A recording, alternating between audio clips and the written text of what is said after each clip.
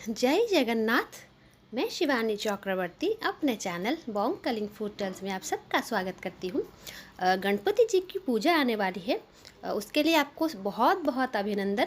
और आज हम गणपति जी की एक भोग बनाएंगे जो उड़ीसा में बनता है, स्कूलों में बनता है, पंडालों में बनता है और घर में भी बनता है बहुत सारे लोगों के घर में। गणपति जी का जो मेन भोग होता है पूरे भारतवर्ष में, उसमें सबसे प्रिय भोग जो होता है वो पोहा का भोग होता है। मतलब पोहा से बनी हुई भोग होती है और वो कुछ भी हो सकता है। पोहा का मोदक हो सकता है, पोहा का लड्डू हो सकता है। जैसे मतलब दक्षिण भारत में और महाराष्ट्र में वहाँ पर पंचकजाया बनाया जाता है, उड़ीसा में चूड़ा घसा बनाया जाता है, सरस्वती पूजा में भी और गणेश पूजा में भी पोहा सबसे प्रिय भोग होता है प्रभु श्री गणेश जी का। तो आज के हमारे वीडियो में हम प्रभु श्री गणपति जी के लिए एक ऐसा भोग बनाएंगे जो उड़ीसा में बनता है पंडालों में और बनता है स्कूलों में, कुछ घरों में भी बनता है। भगवान जी को ऐसे 21 प्रकार का भोग चढ़ाने की विधि है। अगर आप चढ़ा सकते हैं तो बहुत अच्छी बात है, लेकिन एक भोग से भी चल जाता है। और आज हम उसी प्रकार का एक भोग बनाएंगे जिसको कि कहा जाता है घोसा भोगो। तो चलिए बनाना शुरू करते हैं घोसा भोगो। तो ये भोग बनाने के लिए सबसे पहले मैंने यहाँ पर एक पैन ले लिया है और उसको अच्छी तरीके से हमने गरम कर लिया है। तो जो सफ़ेद तिल है हम उसको थोड़ा ड्राई रोस्ट करेंगे। एक्चुअली इसमें तिल का लड्डू जाता है, तिल का जो लड्डू बनता है वो जाता है, लेकिन मैं यहाँ पर तिल को ड्राई रोस्ट करके डाल रही हूँ क्योंकि इसमें हमें मीठे में गुड़ का भी इस्तेमाल करना है, इसलिए मैं तिल को रोस्ट करके दे दूँगी तो उससे भी बन जाएगा। लेकिन आपके पास अगर तिल का लड्डू है, वैसे तो गणपति जी को तिल का लड्डू बहुत पसंद है और उड़ीसा में काले तिल का लड्डू बहुत खाया जाता है, बहुत इस्तेमाल किया जाता है और सफ़ेद तिल का इतना नहीं होता। खैर अभी तो इसका इस्तेमाल थोड़ा ज़्यादा शुरू हुआ है, लेकिन काले तिल का इस्तेमाल होता है। गणपति पूजा में जो लड्डू यहाँ पर होती है वो काले तिल का होता है। तो ये अभी ड्राई रोस्ट हो गया है, ज़्यादा उसको भुनना नहीं है, लाल नहीं करना है, थोड़ा बस खुशबू आ जाए, उसको इसकी खुशबू आ जाए तो हम इसको निकाल लेंगे। ये बहुत ही अच्छा भोग है, पंडालों में तो बनता है, जैसा मैंने कहा कि स्कूल वगैरह में ये वाला भोग बहुत बनता है और गणपति जी का सबसे फेवरेट प्रसाद है ये जो उड़ीसा में बनता है। तो अभी तिल जो है वो ड्राई रोस्ट हो चुका है, तो अभी मैं इसको निकाल देती हूँ। तो तिल को हमने ड्राई रोस्ट कर लिया है, तो अभी हम पोहा को भूनेंगे। तो यहाँ पर मैं 1 चम्मच घी दे रही हूँ, ज़्यादा हमें घी नहीं देना है, 1 चम्मच घी देना है। और उसके बाद हमें इसमें डालना है पोहा।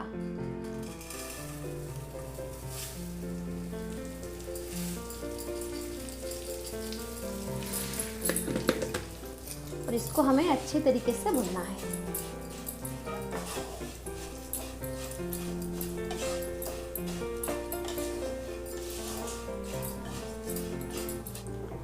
अभी देखिए 2-3 मिनट हो चुके हैं पोहा को भूनते हुए और इसकी खुशबू भी आने लगी है, तो मैं अभी इसको भी निकाल लेती हूँ।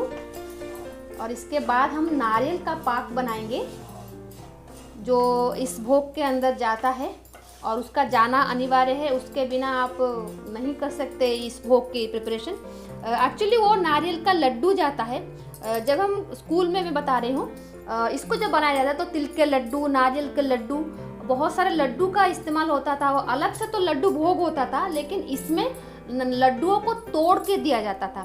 तो मैं यहाँ पर अलग से लड्डू नहीं बना रही हूँ, लेकिन लड्डू का मिक्सचर बना रही हूँ, उस मिक्सचर को हम इसमें डालेंगे। तो अभी मैं पोहा को निकाल लेती हूँ, ये हो गया है वरना ज़्यादा जल जाएगा।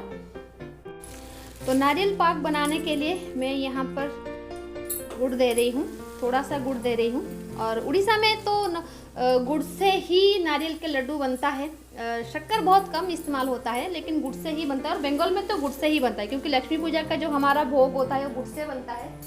और इसमें थोड़ा अभी हम पानी देंगे।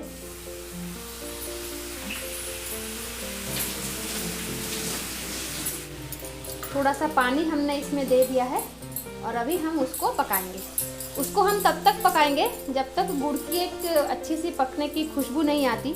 आप लोग तो घर में बनाते होंगे नारियल लड्डू या फिर नारियल का पाक, वही जो होता है, जिस तरीके का मिक्सचर होता है लड्डू का, वही मिक्सचर हमें बनाना है। ज़्यादा मैं क्या बताऊँ उसके बारे में। अभी देखिए गुड़ अच्छी तरीके से पक चुका है और उसकी खुशबू आने लगी है। तो मैं यहाँ पर 1 कप दे रही हूँ नारियल। ये कसा हुआ नारियल है। अभी हम इसको अच्छी तरीके से मिलाएंगे। जो लड्डू का मिक्सचर है बस वही हमें चाहिए।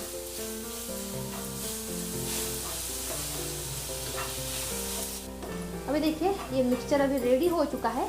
तो अभी मैं क्या करती हूँ, गैस को ऑफ कर लेती हूँ। तो बाकी का काम हम इसके बाद करेंगे। तो अभी जिन सामग्रियों को हमें भुनना था हमने उसको भून लिया है। हमने तिल को भुना है, ड्राई रोस्ट किया है उसको, और पोहे को घी के साथ भुना है, और ये नारियल का पाक हमने बना के रखा है। और इसके साथ और जो सामग्री जाती है वो है ये बूंदी, और इसमें जाएंगे कुछ कटे हुए फ्रूट्स। यहाँ पर मैंने एप्पल लिया है, पेयर्स लिया है और पोमेग्रेनेट लिया है। ये तीनों मेरे पास अवेलेबल थे। और इसमें एक चीज़ जाती है खीरा। तो आज मेरे पास खीरा नहीं है, तो आप चाहें तो इसमें खीरा डाल सकते हैं। और ये होता है, इसको बोलते हैं यहाँ पर नाड़ी चूरू। तो ये नमकीन होता है, ये भी जाता है। और यहाँ पर 15 अगस्त और जनवरी, जो 26 जनवरी होती है उस दिन ये इन दो सामग्रियों का बहुत ही बिक्री होता है, क्योंकि दोनों को इसको बोलते हैं सेव बूंदिया। बहुत बनता है स्कूल में, घरों में भी बहुत खाया जाता है। ये मीठी बूंदी और ये फरसान इसको शायद बोलते हैं हिंदी में। तो ये उसके बाद हमें यहाँ पर लगेगा खोई, इसको बोलते हैं खोई। जगन्नाथ जी के भोग में मैंने इसको बहुत इस्तेमाल किया है, आपने देखा होगा। तो अभी हमें क्या करना है, सारे चीज़ों को मिलाना है। तो ये जो खोई है मैं डाल रही हूँ इस पोहे के अंदर। पोहा गणपति जी का बहुत फेवरेट है। तो जैसा मैंने कहा कि ये भोग स्कूल, पंडाल और घरों में भी बनता है। घरों में तो इसको इतना सारा चीज़ नहीं जाता, लेकिन लड्डू, तिल का लड्डू हो गया, नारियल का लड्डू हो गया, ये पोहा, ये सब जाता है। लेकिन जो स्कूल में होता है या फिर पंडाल में होता है उसमें बहुत सारी चीज़ें जाती हैं। तो इसको मैं थोड़ा अभी हाथ में मिला लेती हूँ।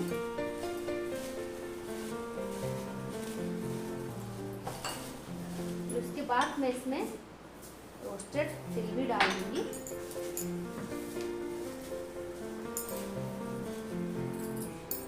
ये नारियल,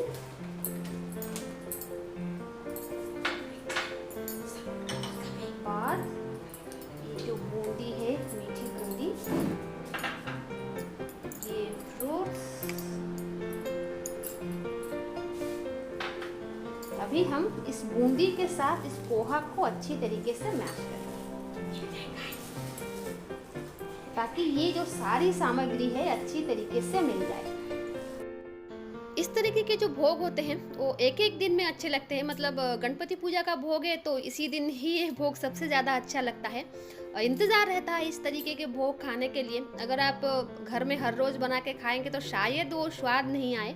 तो हमेशा इंतज़ार रहता है इस घौसा भोगों के लिए, और ये बहुत स्वादिष्ट होता है। भुना हुआ इसमें पोहा होता है, घी है, नारियल है, बूंदी है, बहुत टाइप के फ्रूट्स इसमें डलते हैं। और कहीं कहीं जगह पर तो केला भी, पका हुआ केला भी जाता है। लेकिन हम आज केला नहीं डाल रहे हैं, क्योंकि हमें इस तरीके से झूरा झूरा जैसा बोलते हैं ना, उसी तरीके का हमें ये भोग चाहिए, प्रसाद। तो आज हम केला नहीं डाल रहे हैं। तो सारी सामग्री हमने मिला ली है, और उसके बाद इस फरसान को हम इसमें डालेंगे और उसको भी अच्छी तरीके से मिला देंगे।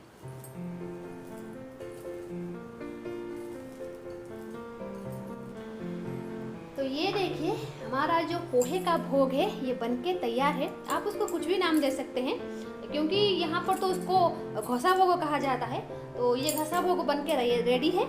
आई होप ये भोग की रेसिपी आपको अच्छी लगी होगी, और इस बार आप इसको ज़रूर शामिल करेंगे। जो हर बार आप करते हैं उसको चेंज करके इसको ज़रूर शामिल करेंगे एक बार। आई होप आप डिसअपॉइंटेड नहीं होंगे। तो ये थी आज की हमारी भोग की रेसिपी, गणपति भोग की रेसिपी। तो नेक्स्ट एपिसोड में हम कोई और भोग की रेसिपी लेकर आएंगे, या फिर और कोई मिठाई या फिर जो भी कुछ भगवान के पास भोग लगता हो वो हम लेकर आएंगे। जय जगन्नाथ, जय माँ काली, जय गणपति।